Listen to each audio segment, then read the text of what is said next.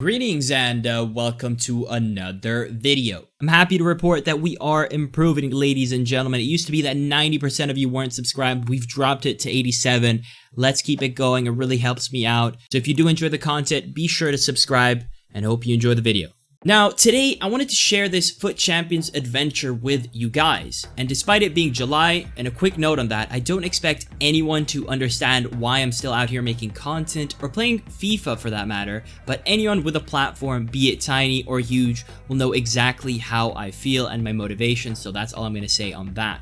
And so today, I want to share with you guys the story of a recent weekend league of mine. As you saw from the title, we had a really good start. We were 20-0, and even though we've hit Elite 1s and top 100s before, you know, the perfect weekend league, the 30-0 is something that we haven't had since weekend league was a 40-game format back in 17. So I've had the 40-0, but I've never had the 30-0. Not that it keeps me up at night, but naturally, we had the obligation to try in front of the stream. Unfortunately, those who were there live will know, but in my 20th game, I played a professional athlete. Literally. He's a pro footballer, hence his 99 rated pro card, and he also happened to have one of the best teams I've ever seen. While we did end up securing the win, hence our 20-0 record after this game, it was really tough. The aircon in my room definitely wasn't enough, my forehead was beaming, and this game really took a toll on me. For the challenge though, we still wanted to do it live on stream, and so rather than taking a break, which we should have done, we made the mistake of forcing a 21st game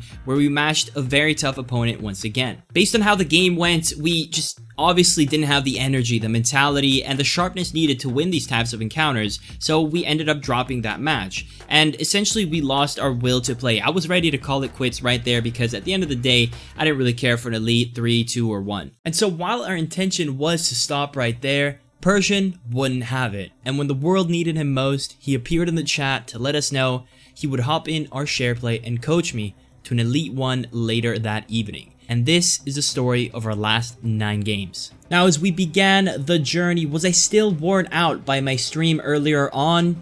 Absolutely. But having regrouped, I was still able to get a nice 4-goal lead with Persian in the share play in our first game. Although some might actually say that the 2 goals I let my opponent score in the end stages of the game were signs of things to come. Because at 21-1, when you match someone who has MS Dasari's shushing tifo, you can only worry. Which is why words cannot describe the feeling of getting a 1-0 lead against this opponent after finally catching this guy who wouldn't select his center backs off guards. Not because he was good or sweaty or annoying, but because of the way he played, the way he time wasted, trying to get in my head the entire game. I thought we'd get the edge, but naturally he grabs the wing play equalizer after some interesting lack of balance from my fullback. And if that wasn't enough, this happened. Come on, man. What am I seeing? Yeah. What have I just seen? GG, bro. Like, this is the game we play.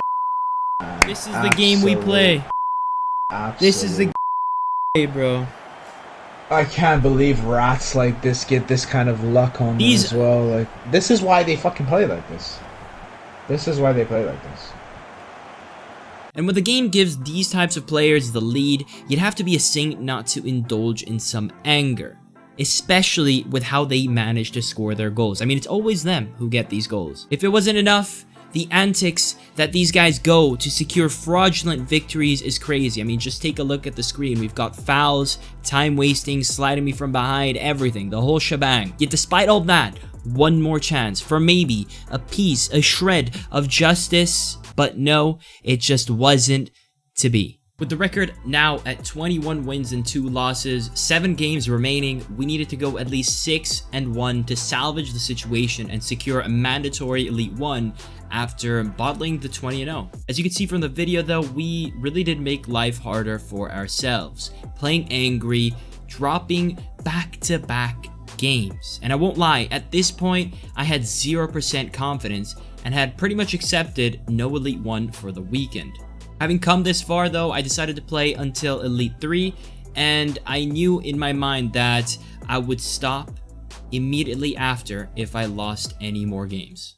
Obviously, without believing it, a confetti game is a confetti game, and what I mean by a confetti game is you can see every time you play a game where if you win, you advance to the next rank, you'll see confetti on the side of the pitch. Obviously, we go 1-0 down, so things are looking bleak, but that's what confetti games are for, which, by the way, I'm the self-proclaimed creator of the term confetti game. They are the absolute toughest games in FIFA to win, and everything will go wrong. As you can see, we did miss the chance, but finally, we get one back with Stoichkov. Fake shot there.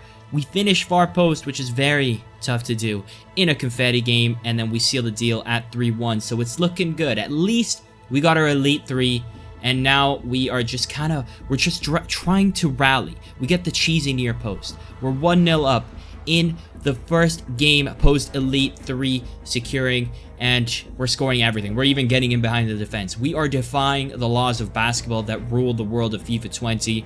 Obviously, though, we're making it hard for ourselves. We scored so fast that we got confident, and by the 49th minute, it's a 3-2 game. We had to sweat it out, but we came out victorious. And then here we are at 24-3, scoring this absolute abomination of a goal. I didn't even know what to feel. I knew that we were in a stage where it didn't matter what we were doing or how we were doing it. We just needed to take home the W for the content, for the pride. We were 20-0 for God's sake, and we absolutely cannot bottle it. And we won't bottle it when we're scoring outrageous goals like this, will we? I don't know, because again, on the near post, an unmarkable shot from Candy Mbappe made us sweat that game. And I don't even know what are my center backs? Why are they both running up? How is this possible? That goal just comes from that, so it's not looking great, but 8th minute, I'm sure they're going to make it 1-1. Of course not. Absolutely no reason why. Thank God Stoichkov split the waters or the defense there like Moses, and then here we are at 25-3, 45th minute, extra time. Surely, no, not again.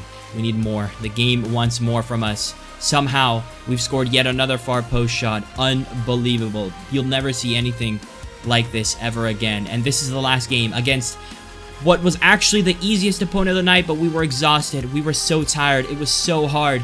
He actually made it 2-1, and he turned on the team press, and it wasn't until the late stages of the game that we secured it. And here is the live reaction so you can feel the intensity.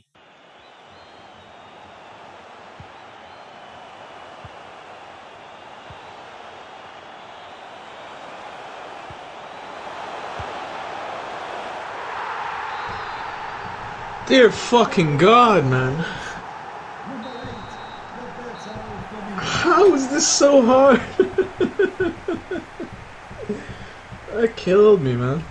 And we came out victorious. We wanted more than 27. We wanted the 30, but we still came out with the Elite 1 despite everything that we were going through, everything the game threw at us. So the question remains, was it worth it? Well, considering the fact that I made a whopping 300,000 coins from Elite 1, and that I would have made more coins not playing because the market crashed and I could have just sold my team, I'd say no, it just wasn't worth it.